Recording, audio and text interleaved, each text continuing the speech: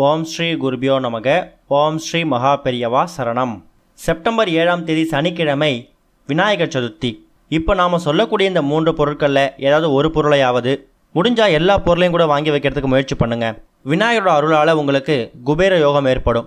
அதுக்கு முன்னாடி நம்மளோட வீடியோஸை இப்போ தான் நீங்கள் ஃபஸ்ட் டைம் பார்க்குறீங்க அப்படின்னா மறக்காமல் சப்ஸ்கிரைப் பண்ணிக்கோங்க. தொடர்ந்து இது மாதிரி அப்டேட் தெரிஞ்சுக்கிறதுக்கு பக்கத்தில் இருக்கக்கூடிய நோட்டிஃபிகேஷன் பெல்லையும் கிளிக் பண்ணிக்கோங்க. இப்போ என்னென்ன பொருட்களை எந்த நேரத்தில் வாங்கணும் அப்படிங்கிறத பற்றி தெளிவாக தெரிஞ்சுக்கலாம். விநாயகர்னாலே சிறப்பு தான்.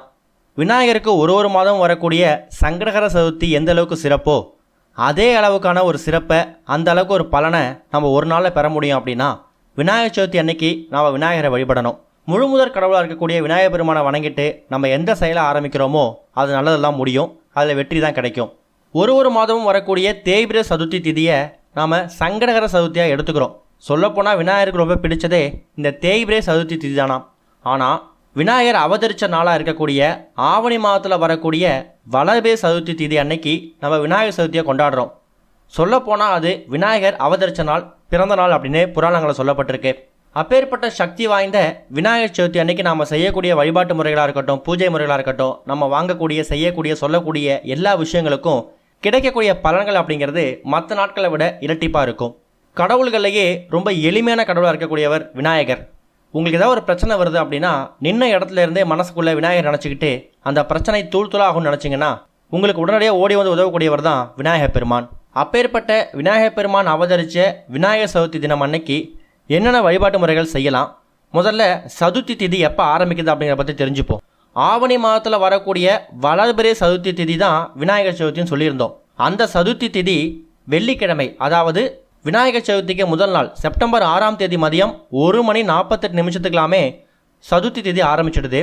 அது மறுநாள் சனிக்கிழமை செப்டம்பர் 7ஆம் தேதி மதியம் 3:38 வரைக்கும் இருக்குது. ஒரு திதியோ நட்சத்திரமோ சூரிய உதயத்தை கடக்கும்போது தான் அந்த நாள் நட்சத்திரமாக எடுத்துக்கணும். அப்படி இருக்கும்போது செப்டம்பர் 7ஆம் தேதி சூரிய உதயத்தப்ப சதுர்த்தி திதி இருக்கிறதால செப்டம்பர் 7ஆம் தேதி விநாயகர் சதுர்த்தியாக நம்ம எடுத்துக்கிறோம்.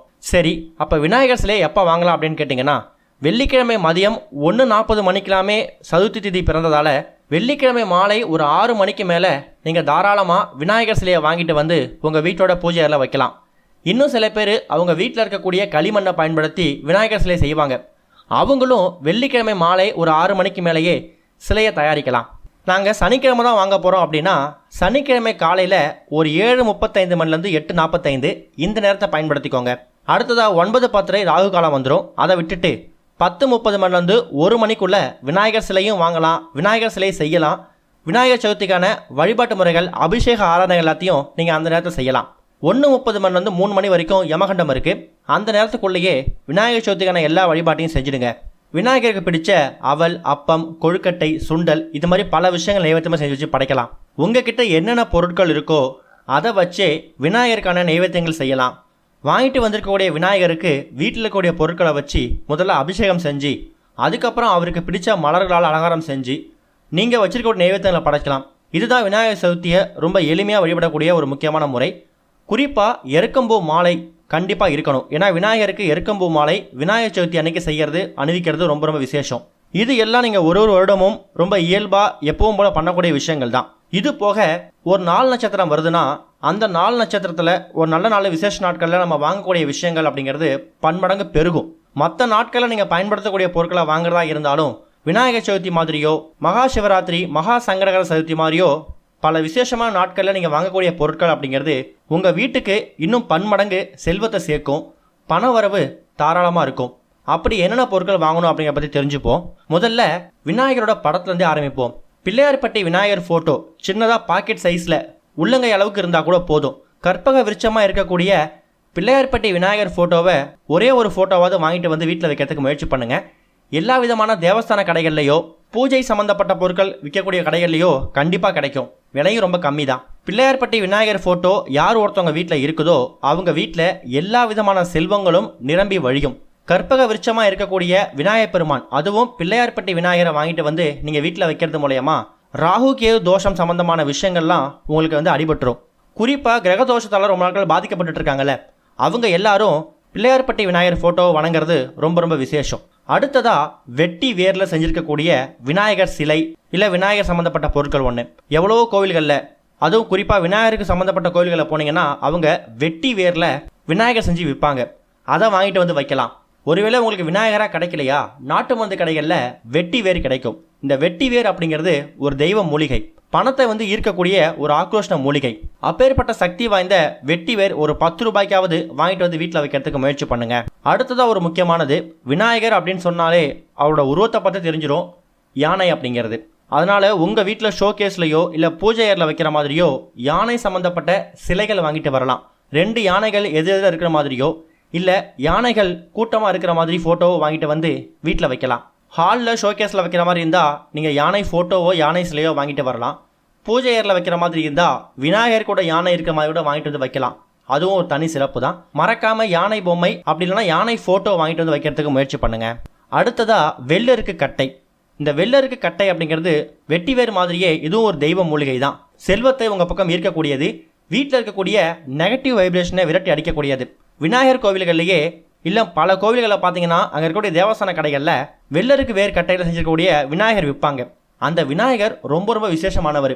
ஒருவேளை உங்களுக்கு வெள்ளருக்கு வேர் கட்டையில் செஞ்சிருக்கக்கூடிய விநாயகர் கிடைக்கலனா பரவாயில்லை, வெறும் அந்த வெள்ளருக்கு வேர் கட்டை ஒரே ஒரு துண்டு கிடைச்சா கூட போதும். கண்டிப்பாக நாட்டு மருந்து கடைகளில் அதுவும் கிடைக்கும். அதை வாங்கிட்டு வந்து நீங்கள் வீட்டில் பூஜையை வச்சு பூஜை பண்ணலாம். அதே மாதிரி பூஜைக்கு பயன்படுத்தக்கூடிய கற்பூரமாக இருக்கட்டும், ஊதுபத்தியாக இருக்கட்டும், சாம்பிராணியாக இருக்கட்டும், இந்த பொருட்கள் எல்லாமே நீங்கள் வருடம் முழுக்க உங்கள் பூஜை அறையில் தினமும் பயன்படுத்தக்கூடிய பொருட்கள் தான்.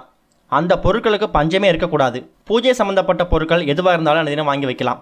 அடுத்ததாக ஒரு முக்கியமானது, இந்த ராகு கே தோஷம் இருக்கிறவங்க விநாயகரை தொடர்ந்து வழிபடுறது மூலயமா அந்த தோஷத்தால் ஏற்படக்கூடிய தாக்கத்தை குறைச்சிக்க முடியும் நம்ம சொல்லியிருக்கோம். ராகுக்கு உகந்த தானியம் என்னன்னு கேட்டிங்கன்னா உளுந்து, கேதுவுக்கு உகந்த தானியம் என்னன்னு கேட்டிங்கன்னா கொள்ளு.